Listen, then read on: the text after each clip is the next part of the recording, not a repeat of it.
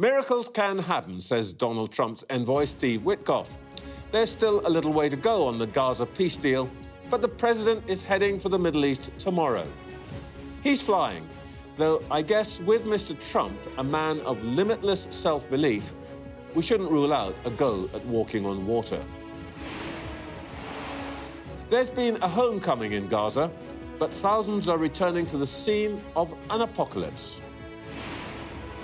There's hope in Hostage Square. They'll be counting the hours until the deal is done. That's not news of the Nobel Prize being handed over, but even his enemies are saying it couldn't have happened without him. Tens of thousands have lost their lives, but finally there's the prospect of peace in Gaza. We'll ask the Education Secretary, Trevor Phillips, whether the parties involved can be trusted to hold the line. Dame Priti Patel attended Donald Trump's inauguration. Within 9 months, he may have put an end to this war. Would peace have happened without him? We'll hear from the Shadow Foreign Secretary later. Here at home, conference season's wrapping up. The SNP want to extend their rule in Scotland into a third decade next year. We'll ask their leader, John Swinney, how his party can stay fresh. And in Wales, Plaid Cymru are on the rise. We'll speak to their leader and candidate for First Minister, Rhys Iorwerth. Plus, with us throughout the show, former Foreign Secretary Sir Malcolm Rifkind, the former Foreign Affairs High Representative for the European Union, Baroness Cathy Ashton, and journalist and broadcaster Mark Urban.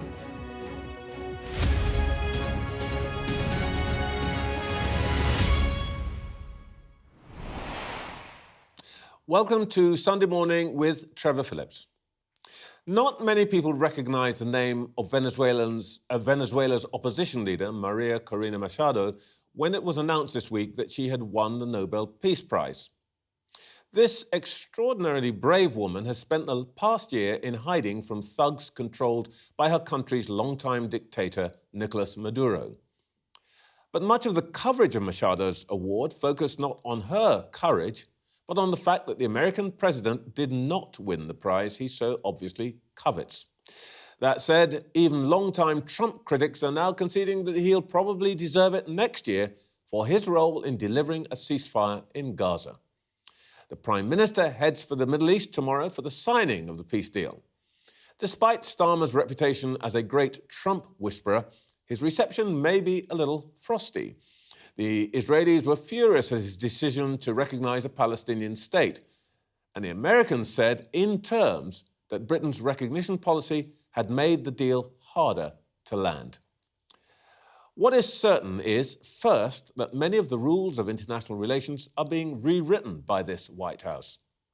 And second, that there will be quite a lot of humble pie being choked down by some of our own politicians who've called Mr. Trump rude names. As the Americans would say, somebody's going to eat a lot of crow for breakfast this morning. Sky's correspondents will be across the region bringing you all the latest in the coming days, including our international correspondent, Alex Rossi, who joins us from Tel Aviv. Good morning, Alex. Morning, Trevor. What's the mood there?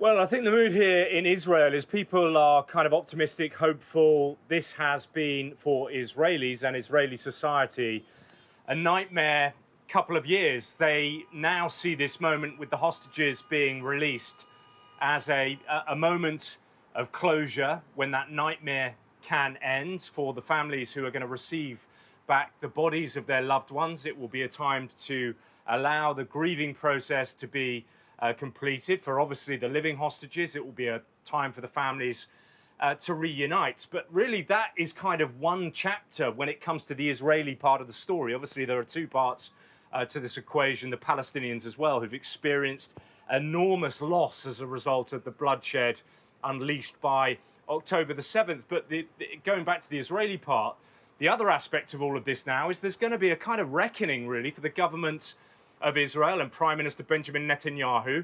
Two parts to that, really. The first bit, October the 7th, happened on his watch. This is a country which prides itself on its security, keeping its citizens safe. Why did that happen? Why was the Israeli military complacent? Why did it not see such a massacre coming? So big questions for him to answer on the security front. The second part of all of that is, how was the war prosecuted? Was it the right way to go about it? Absolute huge destruction in Gaza, but people here scratching their heads and asking the question, well, Prime Minister Benjamin Netanyahu, you said the only way to get the hostages out was to negotiate with Hamas under fire. But by and large, all of those hostages that have come out, with the exception of a few, have come out as a result of mediation and diplomacy. Had this process have taken place earlier, is it not possible that more of the hostages could have come out alive? So on the Israeli side, there is that kind of big reckoning. Now, going back to the Palestinian side, I think many Palestinians, as the dust is settling, will see this as a massive disaster. Look at the state of Gaza. It has been completely obliterated. People, 90% of the buildings, 90% of the homes, according to the United Nations, have been destroyed. And we are watching those pictures of Palestinians going back to their homes, or what's left of their homes. It's just kind of shades of grey, the concrete buildings there just destroyed in Gaza. And then, of course, there is the loss of life, nearly 70,000 people. That's according to the official figures from the Gaza-run health ministries. Some academics say the actual figures may be much higher. And then there's the injured, hundreds of thousands of people injured, desperately in need of medical treatment. So I think after the hostages are released, the deal is signed in Sharm el-Sheikh, all of the diplomats involved, Donald Trump has patted himself on the back. There'll be some kind of pretty dark moments of reflection. The 20-point plan promoted by President Trump, of course, is what we need to be looking at post Monday, assuming that everything goes according to the script between now and tomorrow evening. There's quite a lot of air, a lot of flexibility, let's put it that way, in that 20-point plan. How optimistic are people that it's going to be sustainable?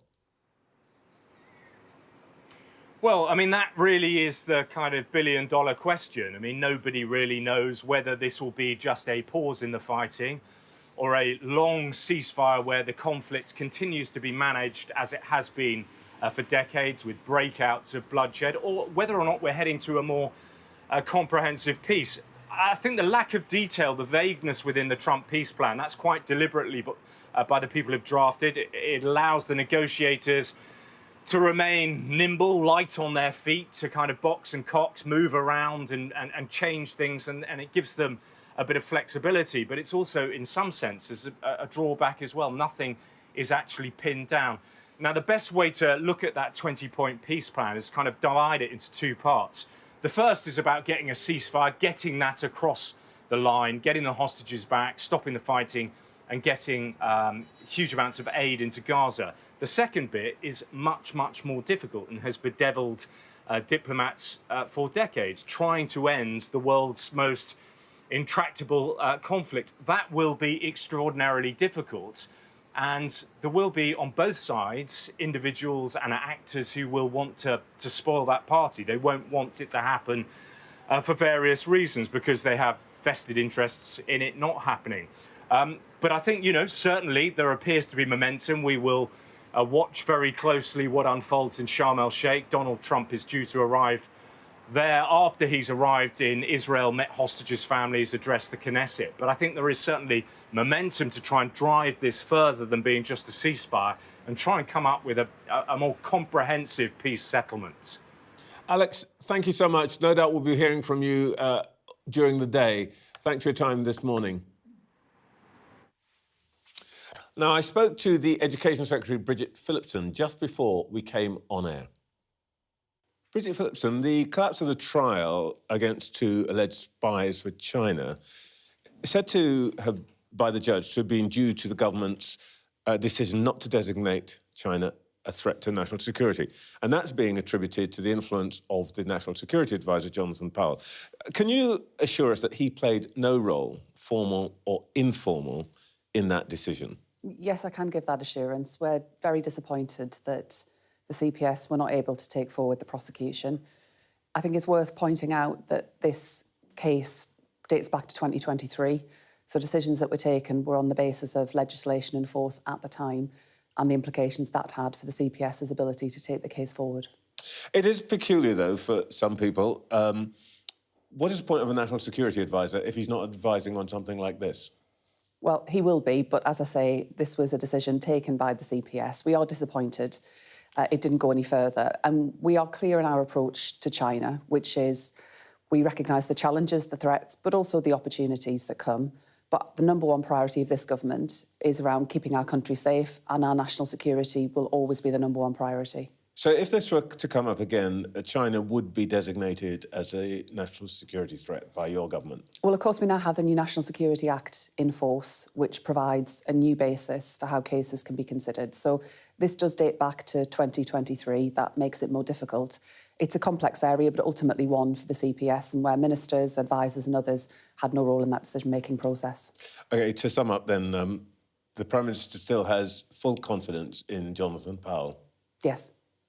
All right, let's talk about Gaza. Prime Minister's heading for Sharm el-Sheikh tomorrow for signing of the peace deal. Is that a signal that we are prepared to put British troops into the area to help as part of the stabilisation force in phase 2?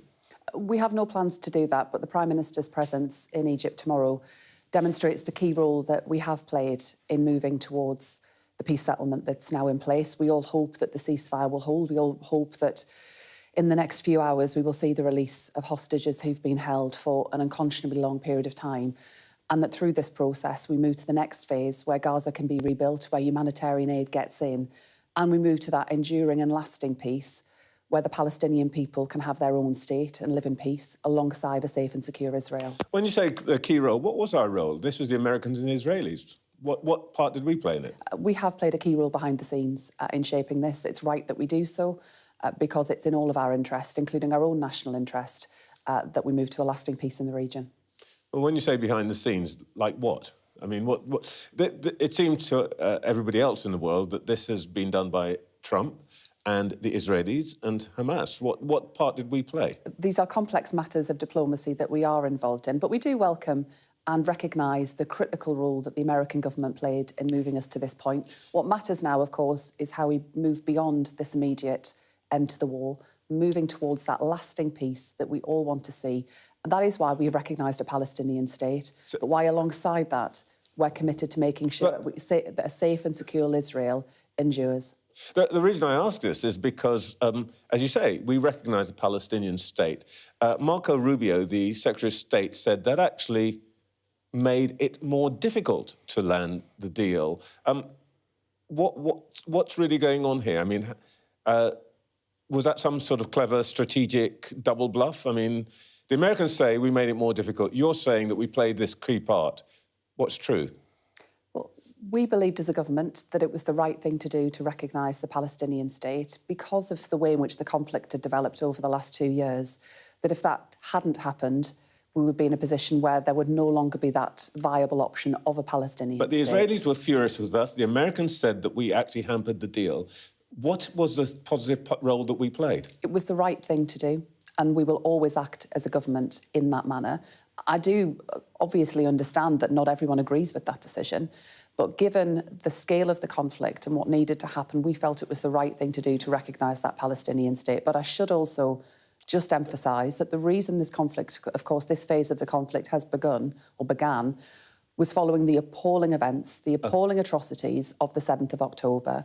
And as we, over the course of the next 24 hours, what we all want to see are as many hostages as possible released home to their families and those brought home. All right, looking forward, the government keeps saying there can be no role for Hamas. How do you get to decide for the Gazans who governs them?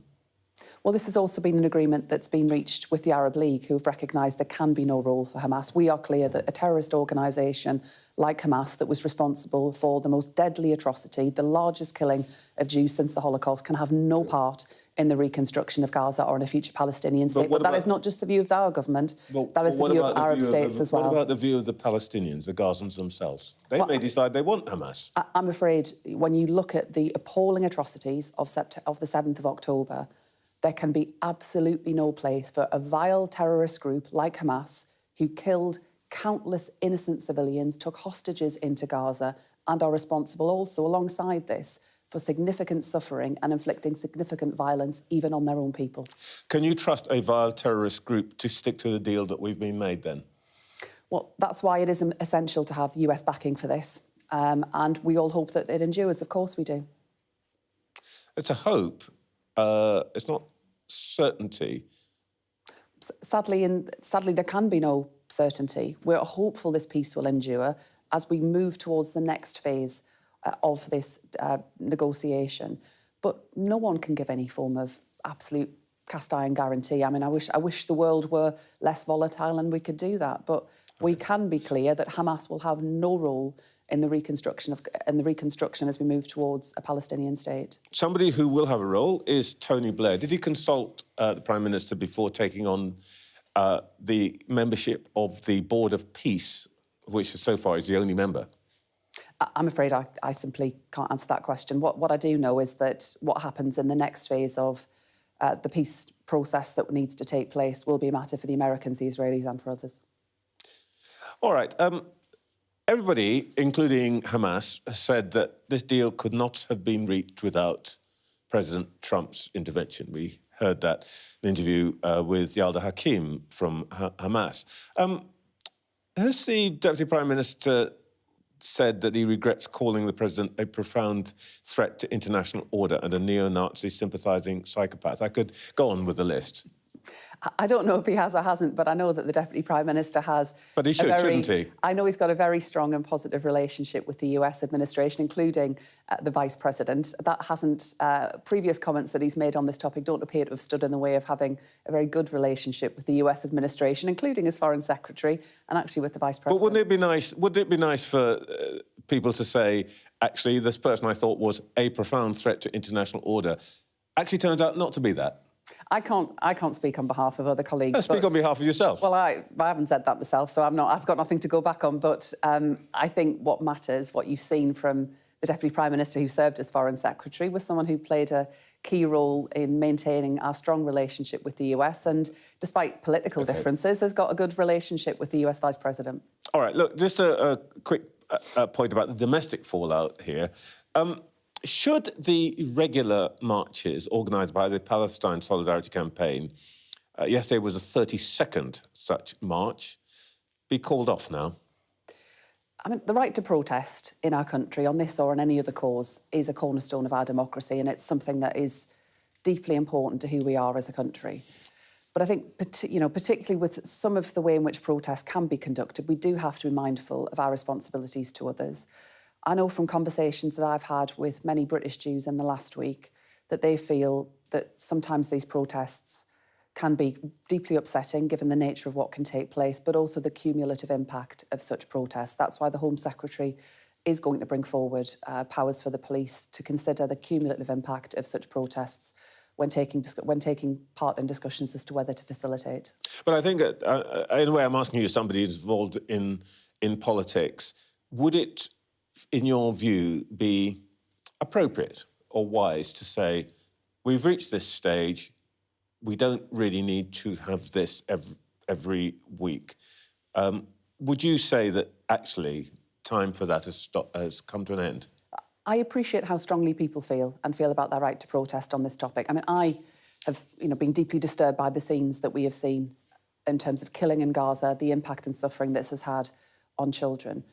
But I would hope that those taking part in the protests and everyone in our country could get behind the ongoing peace settlement that we look to secure for the longer term, alongside the ceasefire we have at the moment, the release of hostages and the need to get more aid into Gaza. What I was also clear about last week was that, people can protest every day of the year, But on October the 7th, that really wasn't the time, given the enormous trauma and pain that was felt by many people in our country, especially following the terrorist attack in Manchester. There are other days, and people do need to think about the impact of their decisions on others and show some humanity. The free speech champion in the Office for Students said a couple of days ago that they'd be taking a dim view of anti-Semitism on campus. You've announced today that you are funding 600 training sessions to help university staff support students and identify harassment and hate. Are those sessions going to be compulsory? I've been clear with university vice-chancellors that I expect them to prioritise attending that training for their security staff in particular, who often manage those relationships between students and the police. This training will be commencing from this month. It is important it happens because anti-Semitism is something that we have to root out of our society. It has no place on our streets, in our communities or on campus. And that's why I expect universities to take action to make sure that their campuses, their university environments are safe places for all students, including Jewish students, who should not feel intimidated or harassed because of behaviour that's taken place on campus. And we have seen a shocking rise in anti-Semitism. But that's training for security staff. Isn't the problem that there are people who, whatever they think they're doing, to Jewish students and staff, appear to be fomenting anti-Semitism?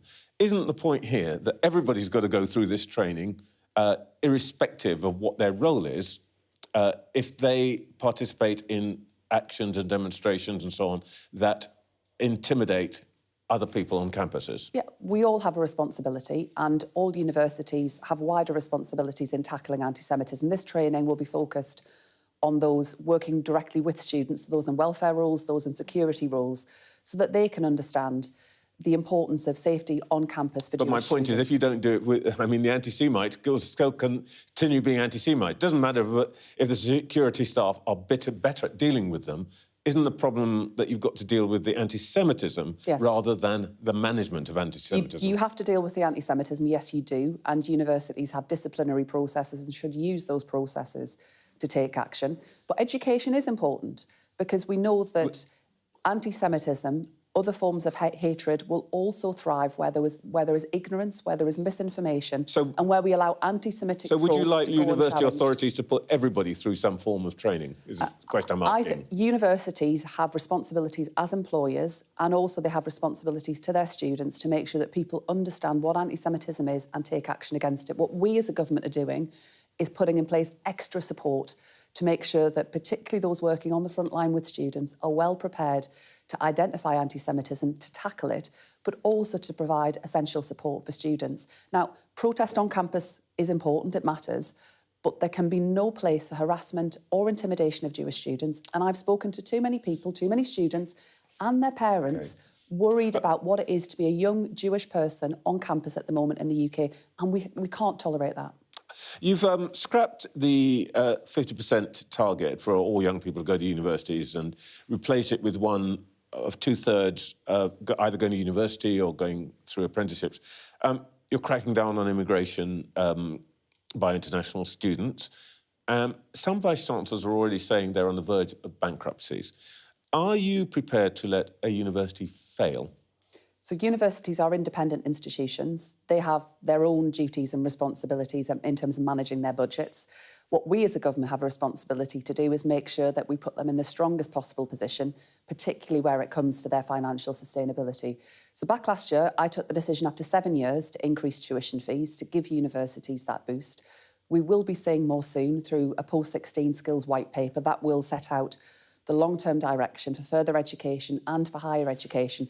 But alongside that, I want students to get a better deal too. So that's why I recently announced new targeted maintenance grants for disadvantaged students going to college or university so that we can get to that two-thirds target where more young people have good, strong roots in both vocational and technical education alongside academic options as well. That's what you want to happen, but if a university, for whatever reason, finds it can't meet its bills, are you content to let them close down, or will there be bailouts?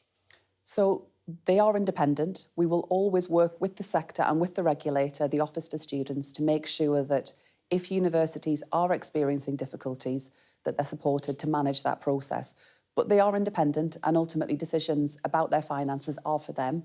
But where we come in as a government is making sure we've got the framework and the investment in our institutions. The last government treated universities as a culture war, did not have their eye on financial sustainability, and that's why the changes that I've made to the regulator are about supporting universities to endure into the future. So no bailout. But are you, by the way, as is being reported, going to compel universities with poor teaching records to charge lower tuition fees? I can't comment on speculation. We'll set out the position before long in the white paper. But universities in receipt of public money do need to ensure good quality teaching. All right, let's just quickly deal with something that's occupying your time. This is Deputy Leadership Contest. You're one of the candidates, along with Lucy Powell. The two-child benefit cap's become a totemic issue. You're chairing this task force on it. Would you... I know you can't say anything as a cabinet minister. Let's just get rid of that bit. But you're a candidate for this post. Would you be happy as a candidate for this post if the Chancellor found it in her heart to find the money to get rid of the cap in her budget next month? I've been a long-standing campaigner on this issue. It's what brought me into politics. I experienced child poverty growing up, so I feel it, very profoundly.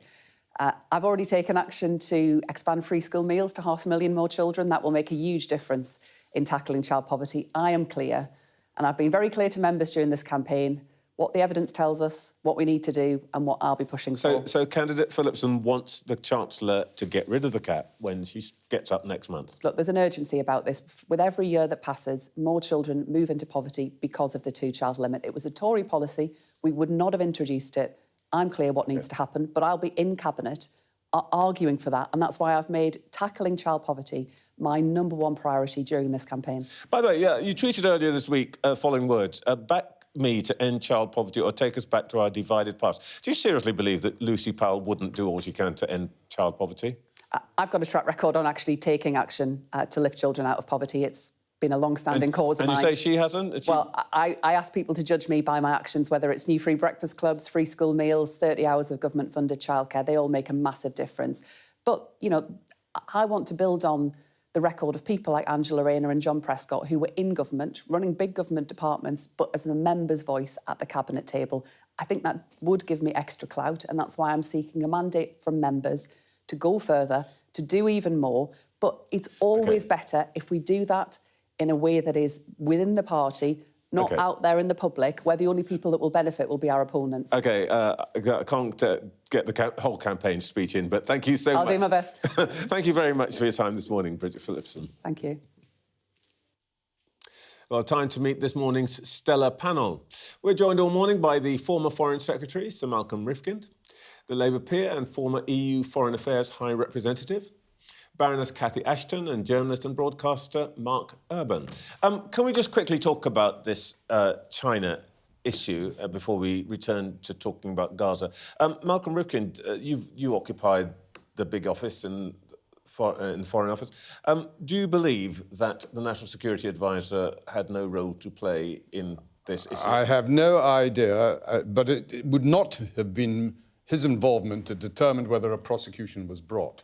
In this country, unlike, I'm afraid to say, the United States at the moment, political considerations are not taken into account. It is the Department of Public Prosecutions that decide, has the law been broken? Is there enough evidence that's likely to produce a guilty verdict? On the wider question of whether in the public interest there's been a problem here, I don't know what these two individuals were supposed to have passed on to Chinese personnel. If it was anything involving Official Secrets Act, then I would have hoped there would have been a prosecution and it would have been for the jury to decide.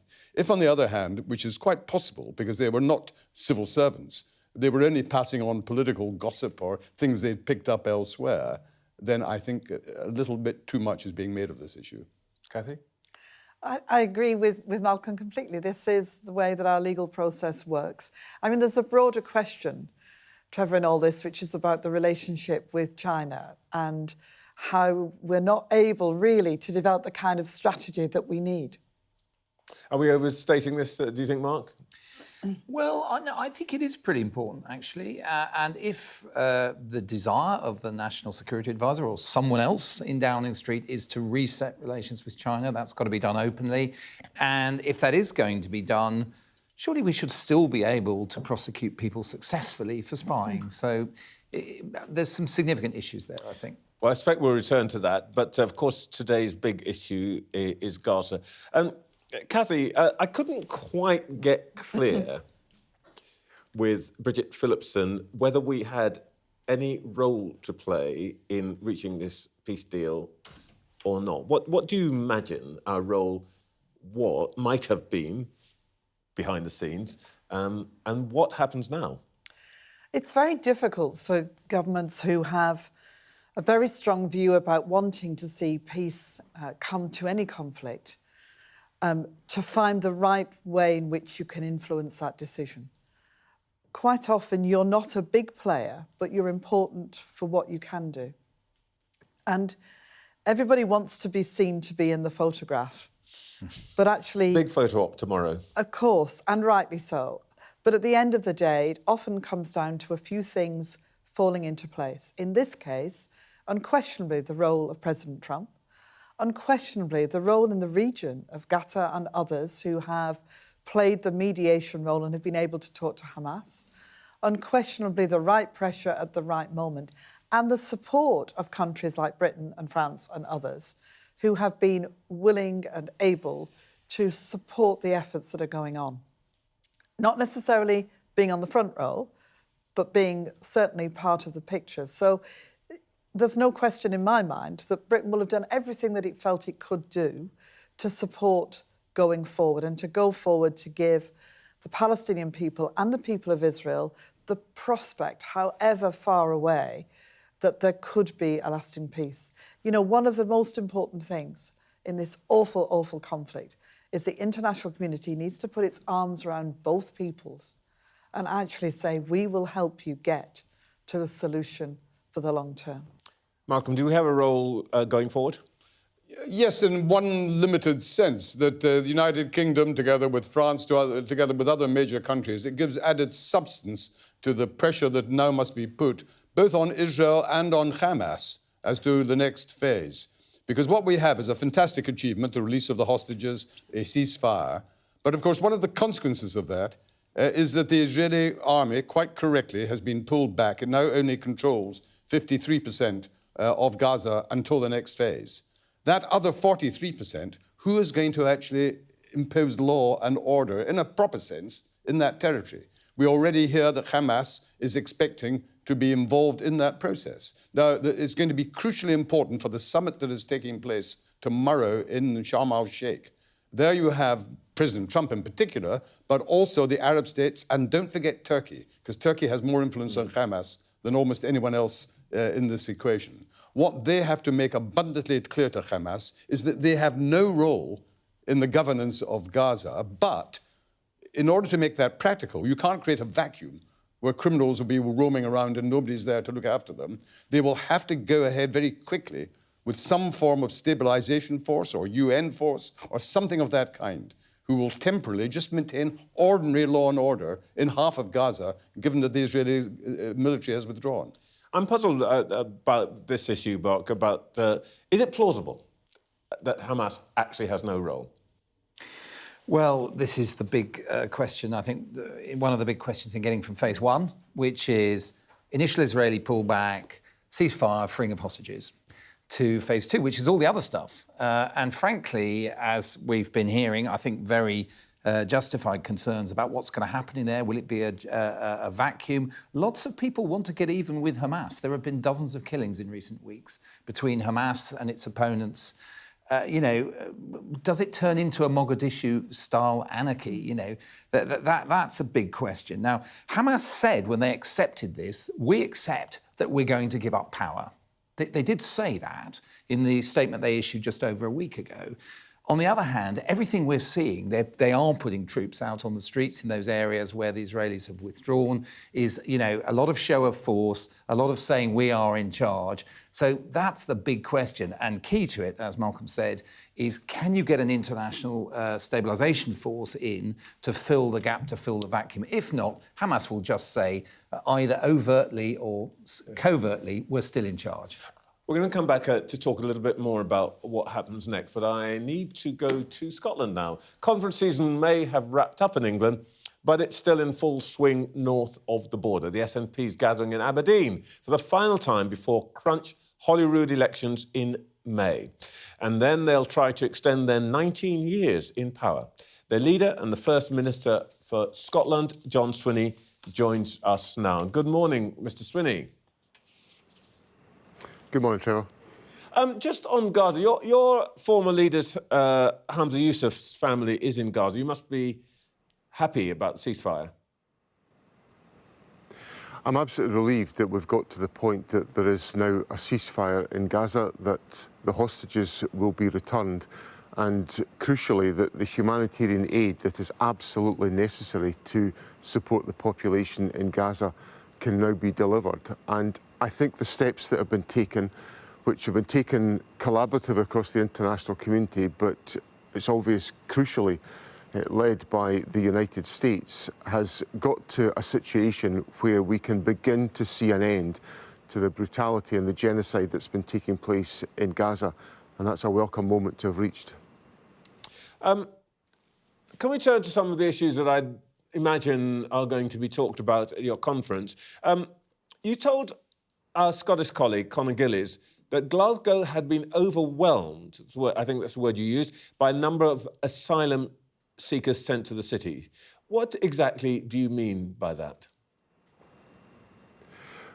What's happened in Glasgow and what was put to me by your correspondent on Friday is the implications of the Home Office not properly and fully supporting Glasgow City Council to deal with the implications of their decisions about asylum seeker cases. Scotland is a country that welcomes people who are seeking asylum, and we want to make sure the proper support is in place.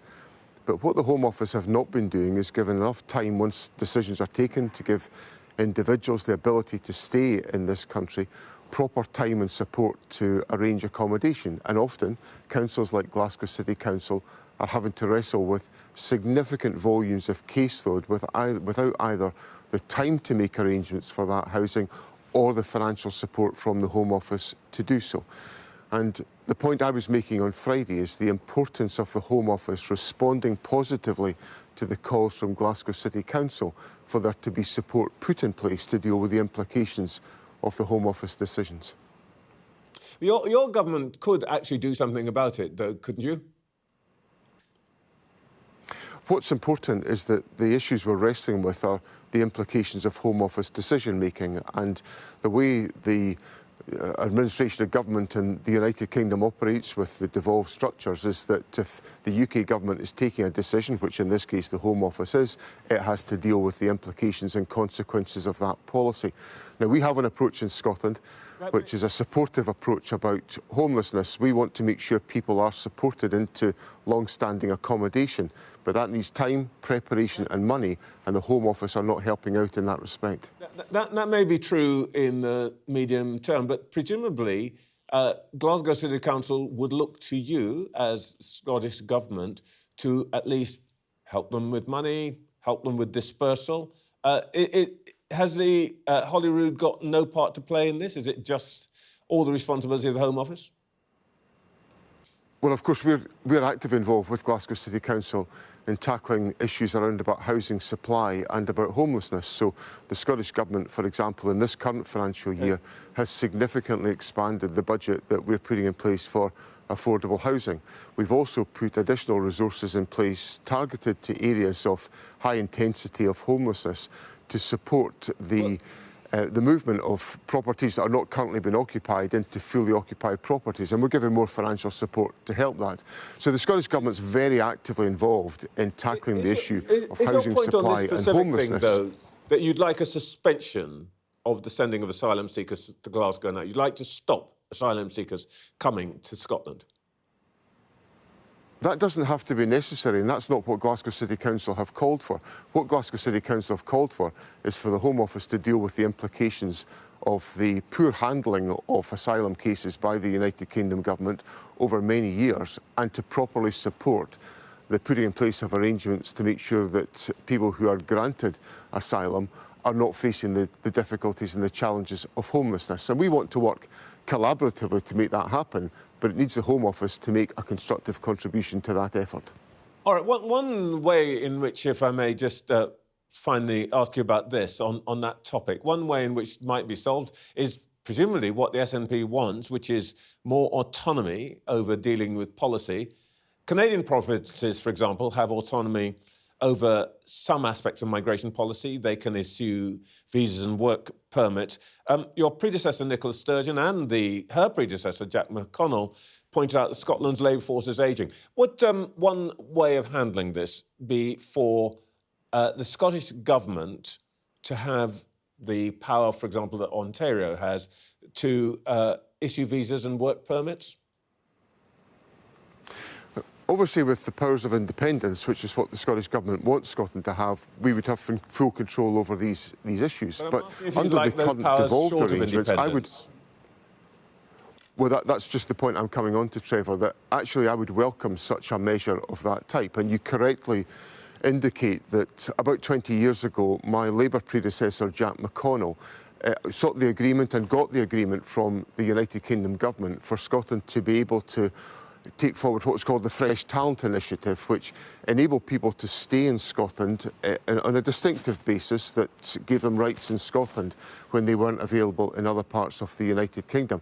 And it was to address that issue you put to me about the size of the working age population. And we're basically short of people within the working age population in crucial sectors of the economy, in care, in construction, in hospitality, in food and drink, whole variety of shortages. So the initiative of the type you put to me, with those differential powers which exist in some of the provinces in Canada, would allow us to attract more people to live and work in Scotland and contribute to our economy. And that's where the UK-wide debate on immigration has gone just into a terrible space. That there isn't the space so far because the Home Office and the UK government have rejected our calls for such a proposal as that, to basically enable parts of the United Kingdom to thrive where we face challenges about the ageing of our population. So, in short, Trevor, I would very much welcome the proposal that you've put to me. Well, that's helpful, that's clear. Just a couple of policy questions quickly, if I may ask. Conservatives say they want to abolish stamp duty in England if they're elected. Would you like that in Scotland? Well, we have a system in Scotland called Land and Buildings Transaction Tax.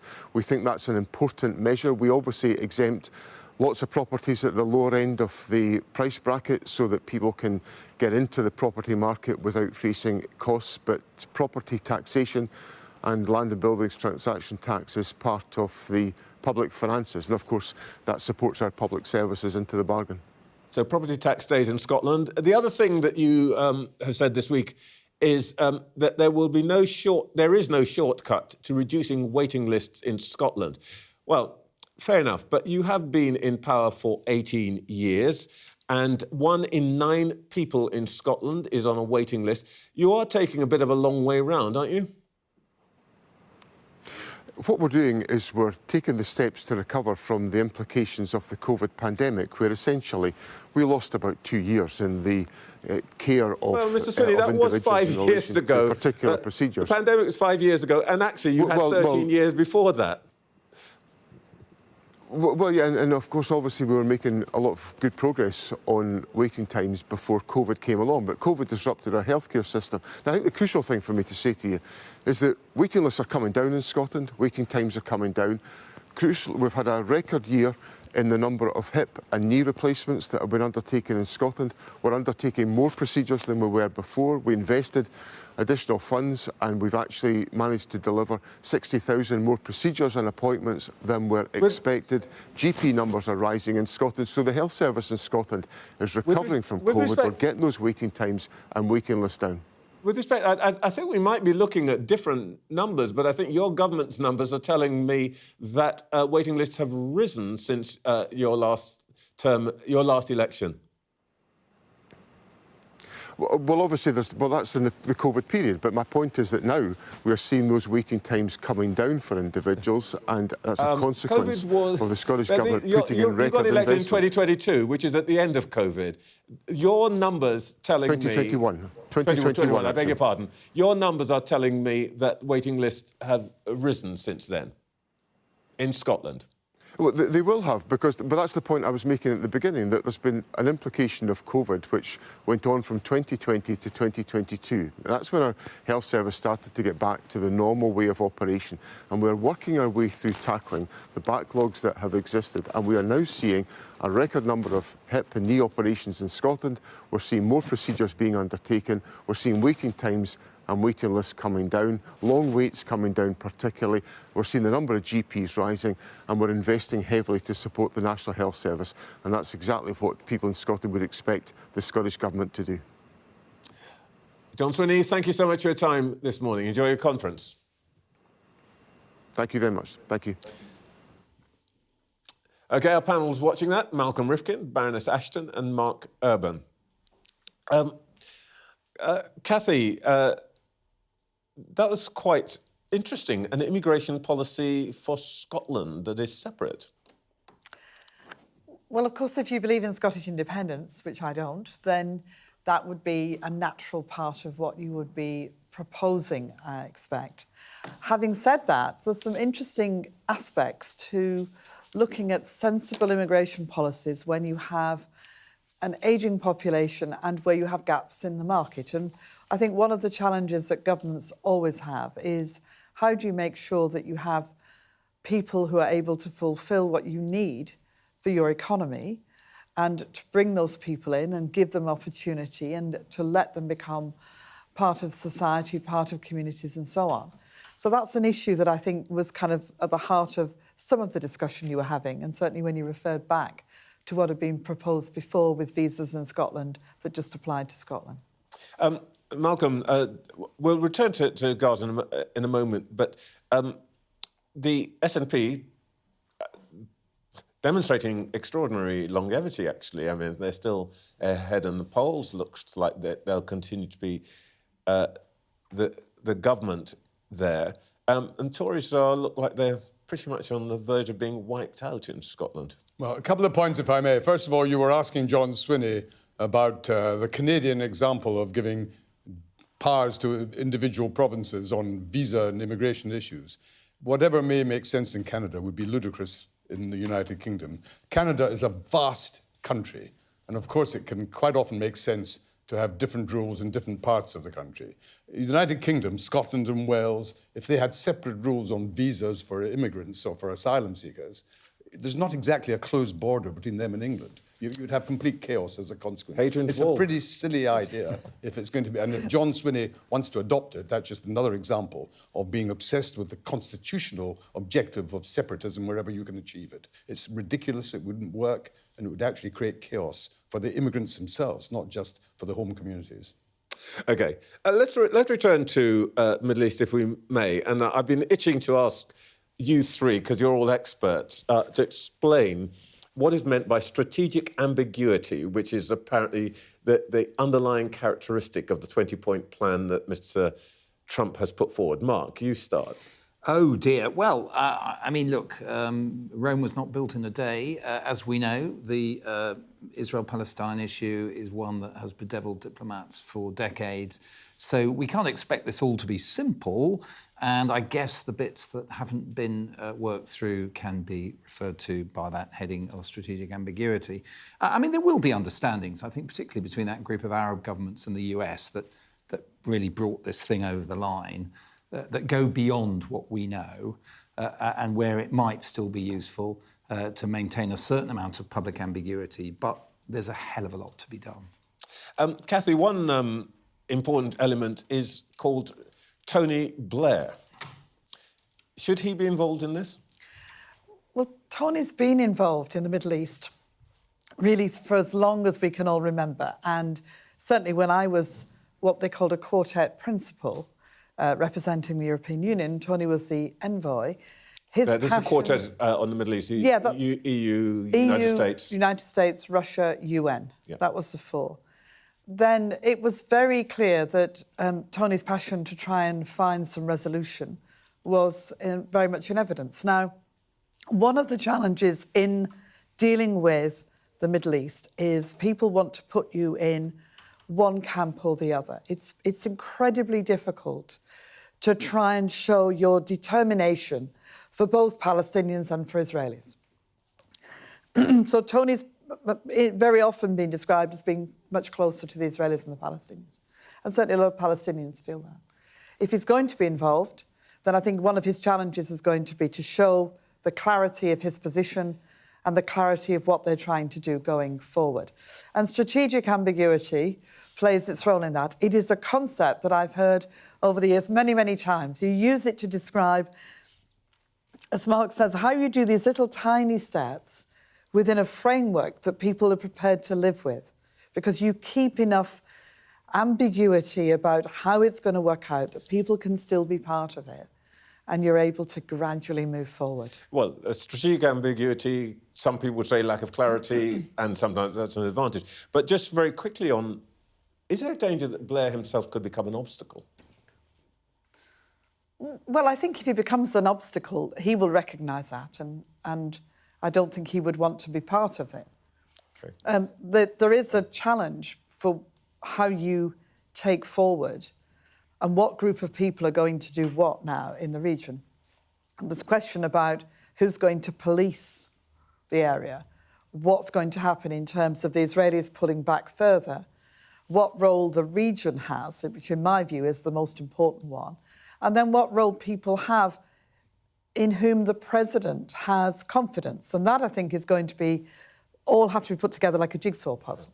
Malcolm? Well, you asked about strategic ambiguity, and I think there's two examples in the document that was agreed that perfectly explain why that phrase is sometimes used. One was the question as to whether the Palestine Authority should at any stage have the responsibility for Gaza as well, which would unite the two Palestinian areas under one government, which is what it used to be. So the document talks about when the Palestinian Authority has reformed itself, which it needs to do, that might be appropriate. The other, even more crucial one, very difficult for Netanyahu, was the question of a Palestinian state being the long-term objective. Now that he has endorsed the document at the very end actually refers to the various stages that must be gone through, which may in due course, phrase used, lead to a Palestinian state. So that's wriggle room.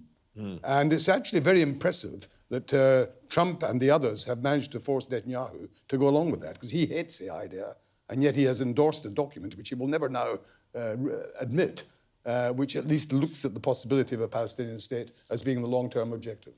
That was essential to getting the Saudis and that the UAE on board. Exactly why it's there. Yeah, it's well spotted. Mark, one other element of this, of course, is Israel's own politics. And it was really striking that in Witkoff's speech at Hostages Square... Yes, in Tel Aviv. Trump was cheered, Netanyahu booed. Oh, absolutely. And at the start of the programme, Alex Rossi talked about reckonings. And I think there's reckonings all round here. We've already spoken about Hamas will face a reckoning with a very angry people who want to know why they were dragged into this, and all the different groups there. The international community will face a reckoning. All those brave words about Palestine, how many are actually ready to send troops and see them potentially die there in order to uphold the peace? I think we'll see some interesting looking at feet going on over the coming weeks about that. But the reckoning for Netanyahu, well, all opinion polling in Israel throughout this whole tragic business has shown the public blame him for the fact that the security forces were overwhelmed on the 7th of October 2023 and that they want a reckoning. And almost certainly that'll turn out badly for him. And in answer to that question, people have asked time and again over the past 2 years, what is he trying to do, by carrying on operations there? It was this idea of complete victory, of overthrowing Hamas. And this question, as we've already discussed, do they remain in power or don't they, is still pivotal, whereby he sought to efface the stain of having failed on the 7th of October. But I think he will, and soon, face a reckoning for that. I agree with all of that. And I also think we shouldn't forget the West Bank and what's been happening there in all this, because the level of violence that's been undertaken by people against Palestinians living in the West Bank has been enormous. We've seen lots and lots of incursions into people's land and property, and that's an issue that we must not lose in the course of thinking and rightly focusing on Gaza too. The crucial point is, will Trump keep his attention focused on what's now required? He's got the hostages released almost certainly. If he loses interest, which is always a risk with Trump, then the whole thing could collapse. If he uses the brutal powers that he has in his own inimitable fashion, then we can slowly make further progress. We will be watching him. We need to go to a break. Don't go anywhere. In a moment, Shadow Foreign Secretary Dame Priti Patel.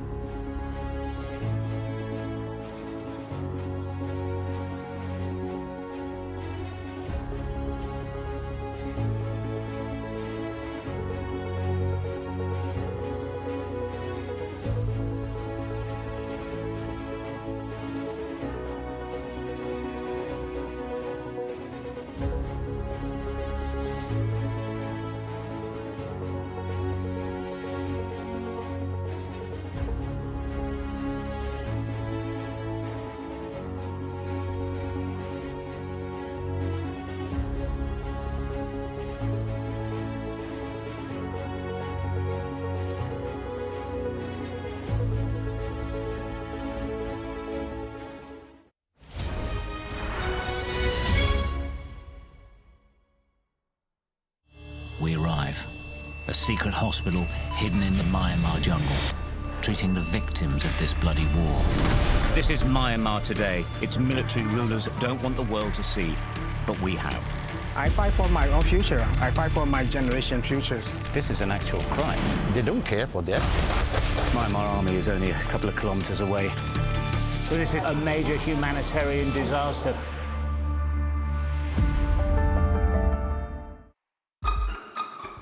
We've got your Sunday mornings covered. From the front page and the sounds of the streets to the voices of the people who make the major calls and big picture politics beyond Westminster. We'll put you at the heart of our story. I'm ready. Are you? Join me, Trevor Phillips, Sunday mornings on Sky News. I witnessed the complete destruction of a place linked to my childhood memories. This is insane. I'm Yusra Al-Bagher, Sky's Africa correspondent based in Johannesburg, South Africa. I felt awe when we saw the mountain gorillas in Rwanda. We call him the king of the jungle. This is the alpha silverback. Sky News, get the full story first.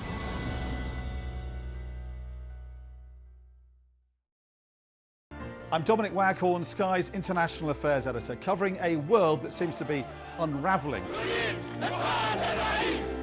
It's not his country, it's ours. Sky News, the full story first, free wherever you get your news. It's half an hour now past the deadline that Hamas issued, and we've now seen a third barrage of rockets coming in.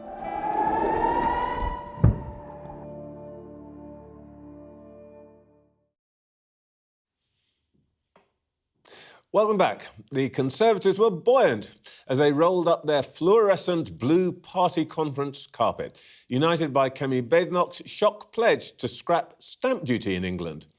And within hours came the bombshell from Sharm el-Sheikh, a peace deal in Gaza. There's plenty to discuss with their shadow Foreign Secretary. Dame Priti Patel joined me earlier. Priti Patel, do you believe that we are close to what Mr. Trump calls everlasting peace in the Middle East? Well, look, Trevor, I very much hope so. And this is a real turning point. This is a major, major milestone now in terms of the negotiations and the prospect of peace. I think we have to be quite calibrated about this. We've got to wait and see what happens. This is only the first stage. And I remember being on your programme, I think in January this year, when we saw hostages being released that Sunday morning. We know hostages are going to be released tomorrow. I think this is going to be very emotional. It's going to be a very difficult few days. We're going to see some really hard and traumatic images. But I think first and foremost, we want to see peace, security, and some hope. And this is really important. The region has been drained of all hope. It's been dominated by hatred. And I think first and foremost, all credit to all the key players, including the United States, obviously President Trump, Egypt in particular, in the way in which they've been able to really, bring together various elements to basically say enough is enough. We need to turn to a new chapter and look forward to building a much more sustainable future for Gaza. One thing that's striking here is the attitude towards the President of the United States. Everybody seems to be saying this could not have been done without Mr. Trump and his ways of doing things. So I do actually agree with an element of that. He has been very clear. He doesn't want to see sustained wars, rightly so. We've seen such appalling humanitarian crises this year. We've had all the issues around aid, brutality, Hamas constantly using people as a human shield, the whole situation with the hostages who've been kept in captivity, brutal captivity for over 700 days. That's just not sustainable. And so finding solutions, this is all about finding solutions, which to the credit of President Trump and his team, they've been driving this. You're closer to that team than most. What do you think they brought to this task that Obama and Biden or Trump #1 didn't? Political will. I think it's all been about political will. It's been too easy for political leaders to just concede to public opinion like Keir Starmer has done, or in his case, his backbenchers. But fundamentally, it's a political will to say enough is enough. Let's convene, let's find solutions, let's bring regional leaders to the table. This isn't the first time. This is another time this year that regional leaders have been brought together in Egypt. We saw this with the Cairo process in May earlier on this year, where even the region said that they would start to look at reconstruction and rebuilding. That actually triggered even the likes of the World Bank to come together to look at future plans. That is political will. And by the way, that's what leadership is about. And being the leader of the free world, a major country, I think he has had all the real clarity and vision to really convene and bring people together. And he's done that. He's done that ably. Let's talk about our role. In the next phase, should British troops be involved in the peacekeeping if we're asked? Well, I don't think we're at that stage, first of all. I think let's be very clear about this. This is now phase by phase. First of all, we've got to ensure that the hostages are released. We need to see that Hamas are true to their word. Now, Hamas are a terrorist organisation. They've got to put down their arms. That in its own right is going to be complicated in terms of putting down weapons and all those essential components. In terms of Do you trust them? Peace and stabilisation, look, I'm observing this from the outside. They're a terrorist organisation that I prescribed. They're prescribed for very good reasons. They are going to have to step up. And I suspect the Qataris are going to be involved in making sure Hamas are good to their word and that it's sustained, that there are no reprisals inside Gaza. This is not straightforward. Okay. You've asked about other things such as peacekeeping. We've got to look at what the plans are going to be going forward. Right. And that's going to be really important. There's a lot of detail that we don't know of yet. China. Should the government have designated China a threat? Well, of course they should have. And I was part of a government and I was Home Secretary for over 3 years where China was a threat. They were an adversary. We put forward lots of legislation involving our national security, acts of parliament, stopping China and Chinese firms from buying and acquiring British companies because we knew that China was an adversary, a real threat to us. I saw that obviously in ways in which I can't disclose now. I saw that through classified information. Our agencies, our intelligence and security agencies were saying that throughout and have been saying that consistently. Do you want us to stop engaging with China economically? So there is always going to be an economic relationship with China. We know that. The British public consume goods made in China. That is one thing. What we don't like and what we fundamentally are calling out is the fact that there is a spy case involving individuals that were effectively going to be prosecuted through the courts. And we've had government interference in that case. That case collapsed effectively because the government did not give the Crown Prosecution Service the evidence about China being a threat to our national security. And that is fundamentally political interference in a judicial process. Your colleagues have pointed the finger at the Prime Minister's National Security Advisor, Jonathan Powell. The Education Secretary told me this morning that he had nothing to do with it. That's a very bold statement from the Education Secretary, it really is. The National Security Advisor, as we know, is a political advisor. However, we have read from newspapers there are plenty of disclosures about various meetings that he was involved in, including with other senior civil servants, the Permanent Secretary of the Foreign Office, basically trying to rewrite the narrative around China, saying that they're not a threat, they're a challenge, and that there were meetings basically within government not to provide critical information that should have been provided to the Crown Prosecution Service to enable that trial to proceed. Just very quickly, Prime Minister's been in India this week.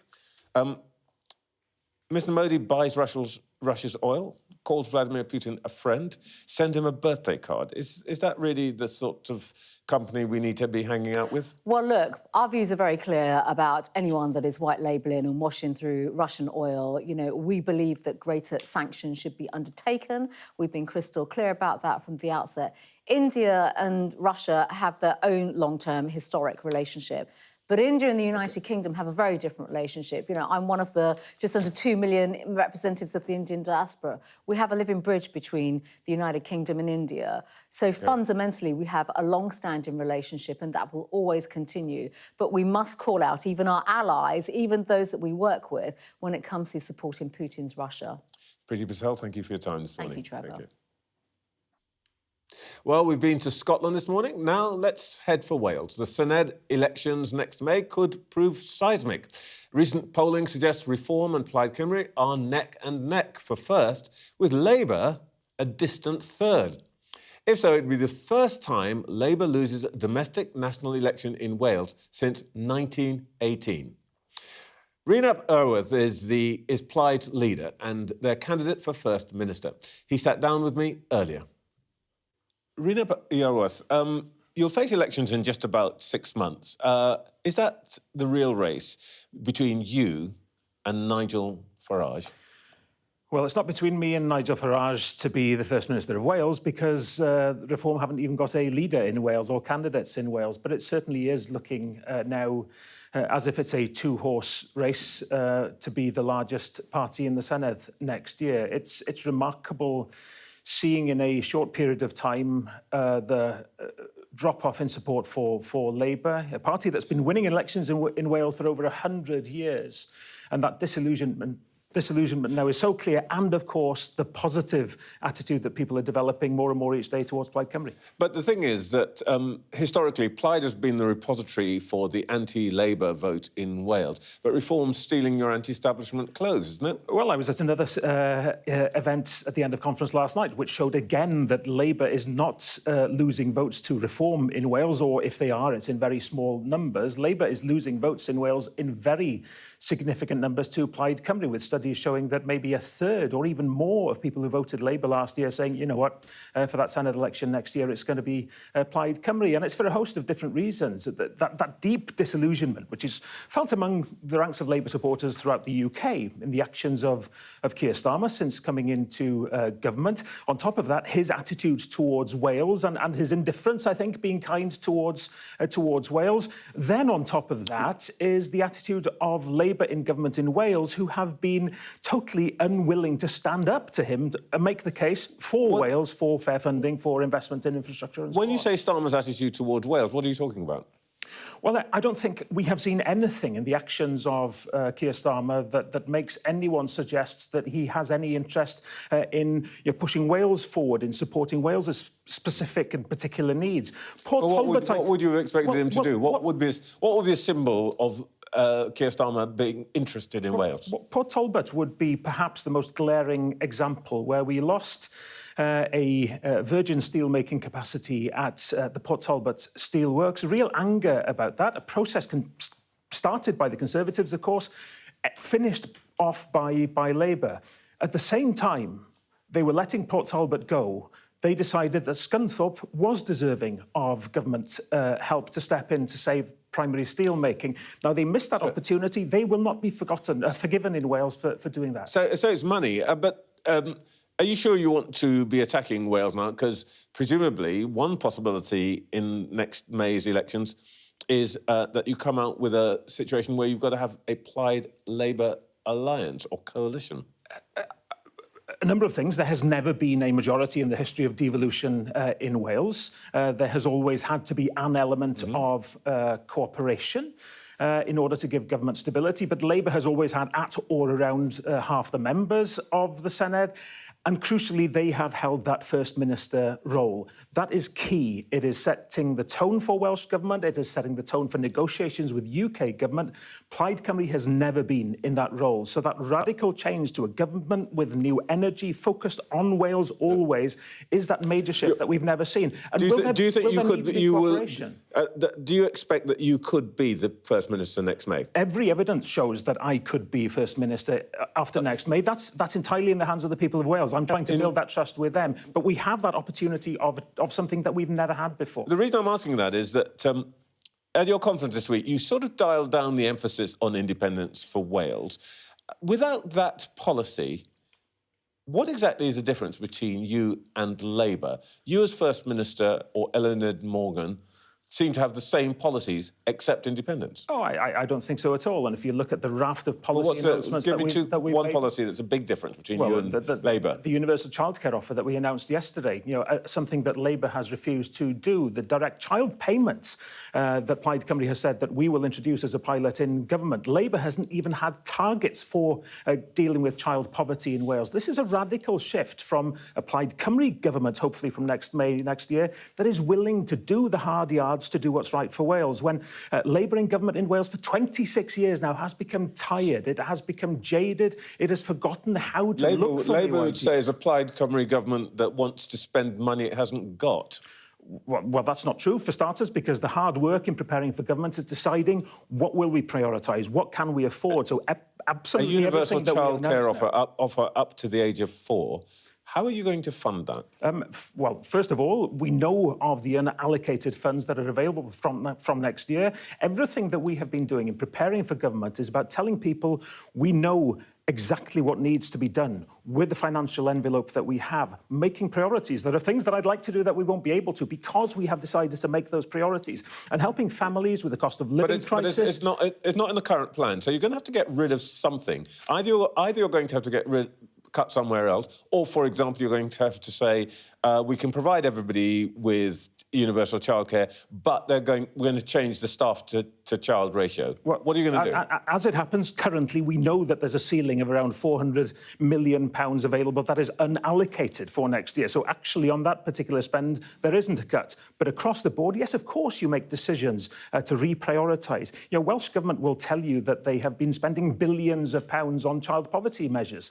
We are seeing no outcome from that. Child poverty levels are still going up in Wales. We will reprioritise, we will make decisions, including the direct child payment, that will make a difference based on the Scottish model. And in Scotland, they are looking at being the only part of the UK where they're going to see child poverty going down in future years. That's the kind of radical change we want in Wales. Labour have not been delivering it. Well, here's a sort of decision you might have to make. Conservative Party says it would abolish stamp duty. Who knows that the Chancellor may follow that in her budget. If something like that were to happen, would you have to do that in Wales? Because presumably Welsh residences, homes, would become, relatively speaking, more expensive.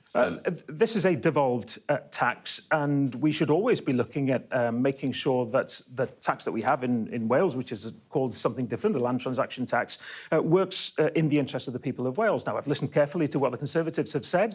What strikes me is that, A, again, it's very expensive, but two, is this really helping the people that we want to target government support towards? And you'll know, of course, that there is already relief for people who are buying their first homes or people who are buying homes make it easier for people to buy homes. Level. So I, to put it kindly, don't believe that they are motivated by the right things. We want to target help at those who need it most, and I don't think that's what the Conservatives are doing. So no stamp duty cut in Wales? Well, we always look at where we set the levels of stamp duty, called something else in Wales, but I don't think the Conservatives are doing this for the right reason. Rena Barroworth, thank you so much for your time this morning. Thank you. Well, in just a moment, we'll hear once again from our panel. And we're going to mark a big milestone for this programme.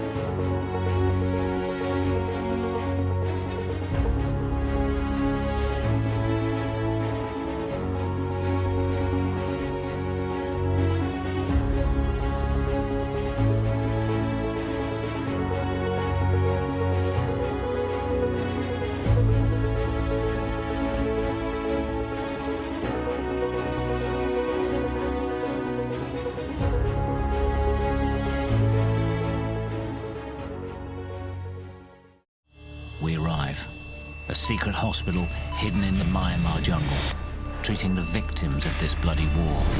This is Myanmar today. Its military rulers don't want the world to see, but we have. I fight for my own future. I fight for my generation's future. This is an actual crime. They don't care for that. Myanmar army is only a couple of kilometers away. So this is a major humanitarian disaster.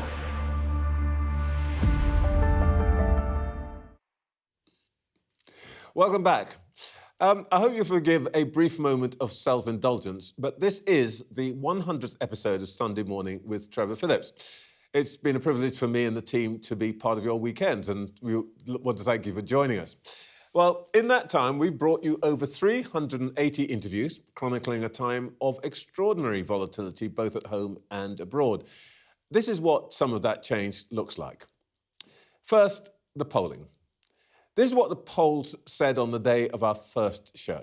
Labour was light years ahead on 45%. Reform down on 6%. Look at them now. Reform surges to 31%. Labour's score halved. The Conservatives down 10%. The change has hit Keir Starmer's front bench.